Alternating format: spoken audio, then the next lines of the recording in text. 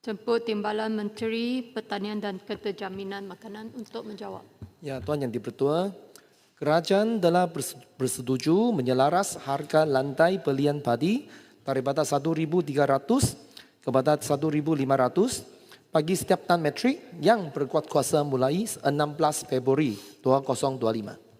Keputusan ini dibuat oleh kerajaan untuk menjaga kebajikan para pesawat, terutamanya bagi menampung kenaikan kos pengeluaran padi.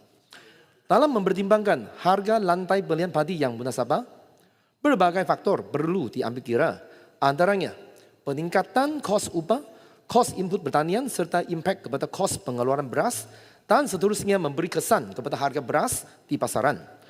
Perkara lain yang turut diambil kira adalah pergerakan harga beras dunia, unjuran permintaan dan penawaran beras tempatan. Bagi tahun 2026, kerajaan telah menyediakan sejumlah 2.62 bilion ringgit untuk subsidi dan bantuan kepada pesawat dengan peningkatan sebanyak 0.73% berbanding tahun yang sebelumnya. Pecahan utama peruntukan ini merangkumi 1,456 bilion ringgit subsidi input dan 825 juta ringgit subsidi output, manakala selebihnya berjumlah 339 juta untuk lain-lain insentif.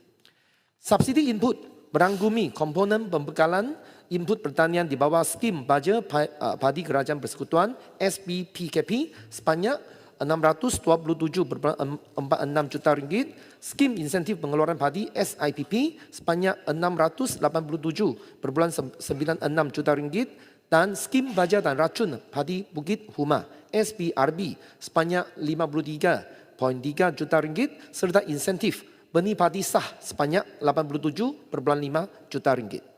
Subsidi output pula merangkumi pemberian insentif di bawah skim subsidi harga padi SSHP.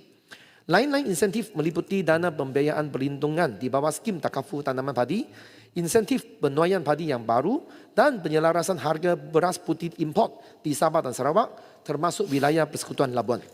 Sehubungan itu, kerajaan tidak berhasrat untuk menggaji semula harga minimum belian padi yang telah ditetapkan buat masa kini pada kadar RM1,500 bagi setiap tan metrik. Kerajaan memberi jaminan akan sentiasa memantau sebarang perubahan kos pengeluaran padi dan memberi pertimbangan sewajarnya pada masa depan bagi memastikan kebajikan pesawat terbelah. Sekian, terima kasih. Jerai. Terima kasih Ketua dan terima kasih Timbalan Menteri atas jawapan yang diberikan. Cuma akhir-akhir ini Timbalan Menteri, potongan harga padi cukup tinggi melibatkan sebenarnya yang disebut oleh Parit dan ramai lagi lah ahli parlimen yang menyebut tentang potongan yang tinggi ini. Adakah dengan masalah-masalah yang seperti ini kerajaan masih lagi bertegas untuk mengekalkan angka tersebut di mana rayuan-rayuan yang dibuat oleh rakyat semakin meningkat dan baru-baru ini ada demo ataupun tunjuk perasaan di depan pintu parlimen. Sekian, Menteri. Ya, terima kasih kepada YB Jerai. Saya yang mewakili kementerian untuk menerima memorandum itu. So, berhubung dengan dakwaan mengenai kadar pembutuhan tinggi di negeri kita, memang padi yang dituai tersebut sekarang dijual di kilang padi bernas dan swasta tempatan di negeri kita sahaja dengan purata pembutuhan sebanyak 24,4%. Okay, itu memang yang sekarang yang berlaku. Susulan aduan serta himpunan petani di Parlimen pada 20 Januari 2026 berhubung isu pembutuhan padi yang tinggi di Kedah, pihak kementerian telah mengadakan sesi lipat urus bersama dengan pihak kilang dan pembeli padi di zon utara yang melibatkan negeri Perlis, Kedah dan Pulau Pinang pada 26 Januari 2026. So, sesi ini diadakan bagi mendapatkan maklum balas segera serta gambaran sebenar situasi di lapangan sekaligus membolehkan satu kaedah penyelesaian yang lebih menyeluruh dan langkah intervensi kerajaan yang bersesuaian dirangka bagi menangani isu yang dibangkitkan.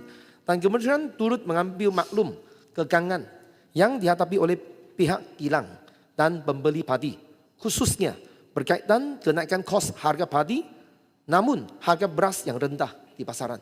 So, itu yang kekangan dia. So, sehubungan itu Kementerian kita nak menyarankan bahawa supaya proses pembutuhan padi sebenar dilaksanakan secara telus bagi menentukan kualiti sebenar padi yang dihasilkan seperti mana yang telah ditetapkan oleh Ketua Pengarah melalui Perintah Tetap Ketua Pengarah Bilangan 3 2017 pemakaian Standard Operating Procedure Pembutuhan Padi. Ini bagi memastikan subsidi harga padi yang dibayar kepada petani adalah berdasarkan hasil bersih padi yang sebenar. Betul. Terima kasih, Puan Yang Ketua.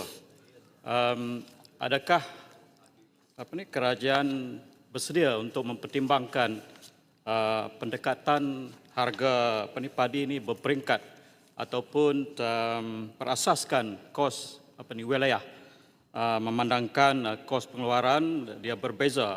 Contohnya di kawasan luar Jelapang adalah lebih tinggi berbanding dengan kawasan Jelapang yang utama.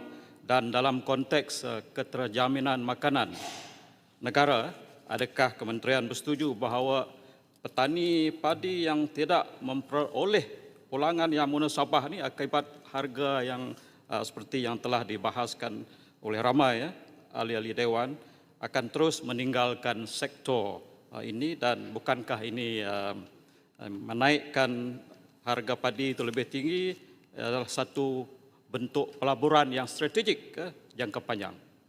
Mohon penjelasan. Terima kasih. Okey, untuk isu memberikan subsidi ikut wilayah, memang sekarang kita tak ada sesuatu yang berpaksikan wilayah dalam pengeluaran padi. Cuma kita ada penyelarasan harga beras putih import di Sabah dan Sarawak, termasuk wilayah Persekutuan Labuan. So itu pun salah satu pendekatan yang berpaksikan wilayah. Cuma dia lebih kepada penyelarasan harga beras putih import, bukan untuk pengeluaran padi. Yang untuk pengeluaran padi ini kita ada juga baja dan racun untuk padi bukit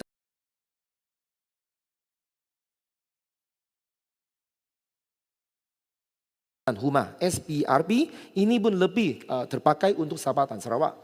Cuma macam mana kita nak memberikan insentif yang lebih untuk yang wilayah yang masing-masing ni sesuatu yang sangat major yang untuk kita untuk mengkaji semula. Sekian, terima kasih. Yang